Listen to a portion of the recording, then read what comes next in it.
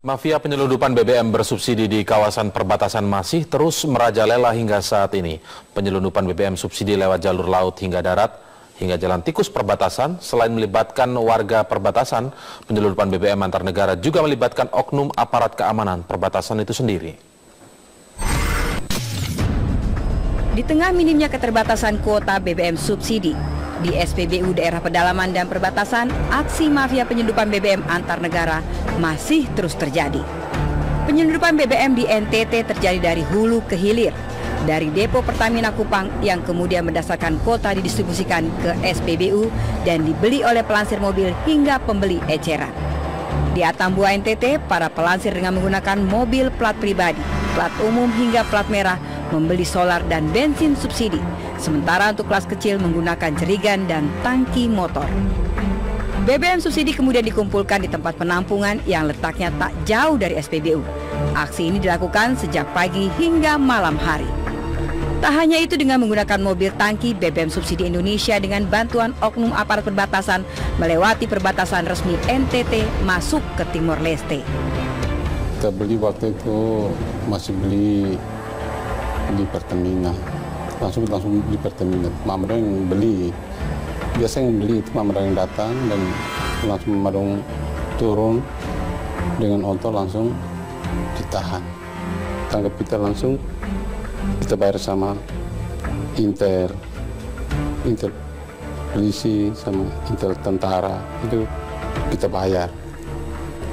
Itu kita bayar itu minta sampai, jadi kalau kita bawa 5 jerigen itu minta sampai 500. Penyelundupan BBM di perbatasan NTT Indonesia ke Batu Gede Timur Leste dilakukan dari cara terang-terangan melalui jalur resmi hingga diselundupkan lewat jalur tikus. Seperti terlihat di perbatasan kawasan Belu NTT dengan negara tetangga Timor Leste.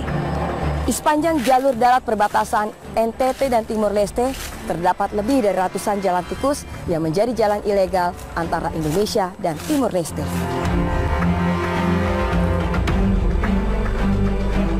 Penyelundupan BBM dengan menggunakan jalan tikus atau jalan setapak melintasi perkebunan dan sungai kering kerap dilakukan pagi hari hingga sore hari. Warga kampung perbatasan di kawasan Belu NTT menyelundupkan BBM dengan cara dipikul. Satu orang biasanya mampu mengangkut 50 liter BBM melintasi jalan tikus perbatasan NTT dan Timor Leste. Biasanya dalam satu hari mereka mampu 5 hingga 6 kali balik menggotong BBM. Bila di Indonesia BBM subsidi dijual dengan harga 6.500 di SPBU, sampai di perbatasan dijual seharga 8.000 kepada pengepul BBM subsidi, dan di Timor Leste dijual kepada penampung dengan harga Rp11.000, sementara harga eceran bensin di Timor Leste Rp15.000 hingga Rp19.000. Untuk memuluskan penyelundupan BBM di jalur darat lewat jalur utama perbatasan dan jalan tikus, sudah menjadi rahasia umum harus memberi uang pelicin kepada sejumlah aparat keamanan dan penjagaan di perbatasan. Dari oknum TNI perbatasan, oknum kepolisian, dan oknum bea cukai. Bisanya itu dia ambil langsung bawa ke Timor Leste. Kalau aparat yang bermain khususnya di perbatasan ini, ya hanya TNI sama polisi. Kalau di laut, bagian kelautan yang membantu lah istilahnya begitu. Angkatan laut begitu mungkin, marinir. Polisi? Tidak, mereka hanya istilahnya uang rokok itu. Itu katanya setorannya itu per minggu itu katanya. Ya mungkin 20-an juta itu setorannya. Penyelundup BBM subsidi lewat jalur laut terlihat dilakukan dengan menggunakan kapal nelayan hingga kapal tanker. Di kawasan pantai yang dekat dengan perbatasan Matoain NTT terlihat drum-drum solar dan bensin yang disembunyikan di belakang rumah. Drum ini dibawa dengan menggunakan kapal nelayan sore dan malam hari sambil mencari ikan. Cara ini lebih efektif karena garis pantai NTT satu garis dengan pantai Timor Leste, hanya setengah jam melaut.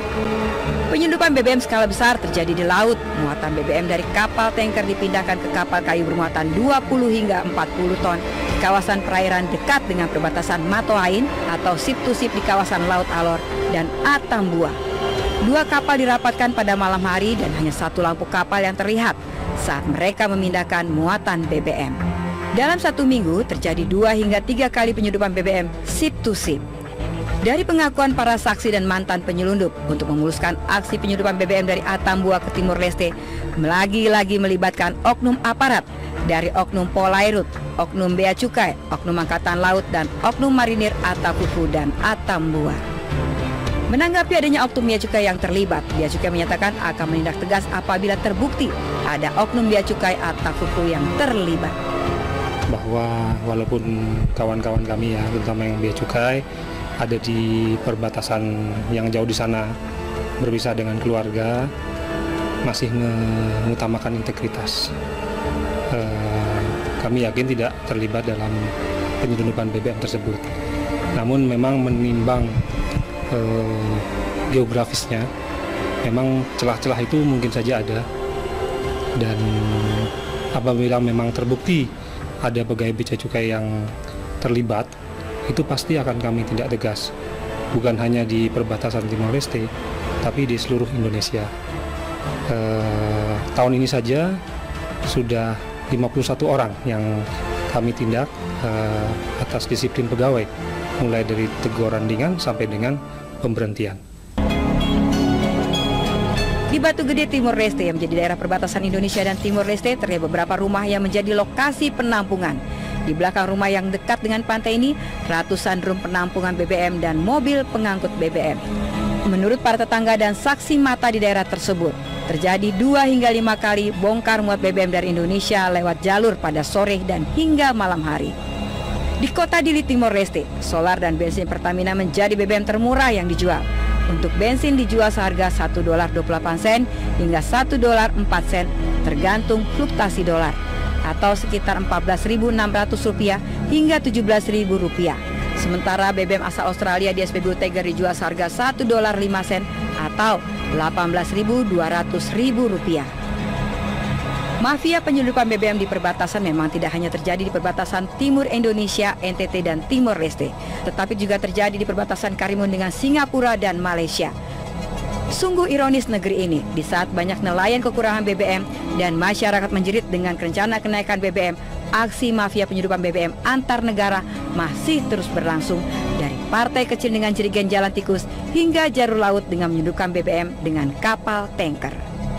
Dari NTT dan Timor Leste, Desi Fitriani, Charles Koto, Don Bosco, Metro TV.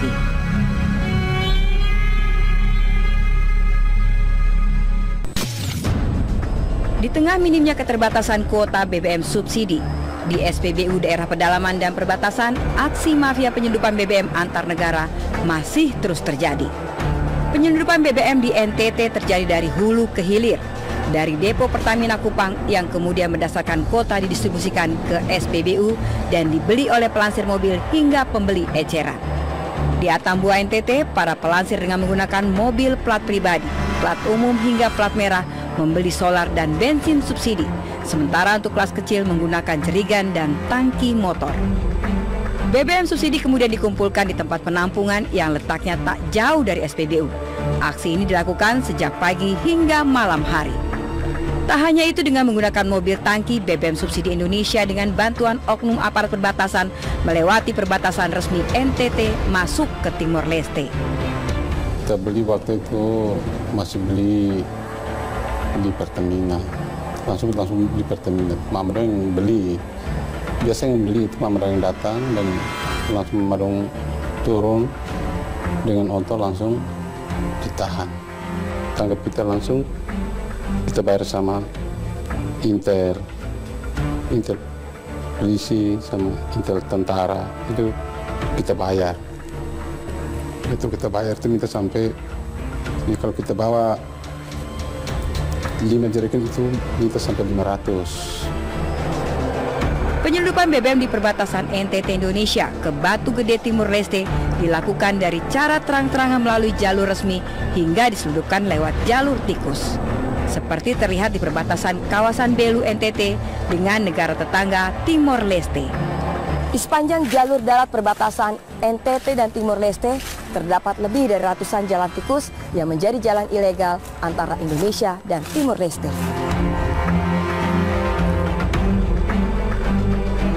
Penyelundupan BBM dengan menggunakan jalan tikus atau jalan setapak melintasi perkebunan dan sungai kering kerap dilakukan pagi hari hingga sore hari.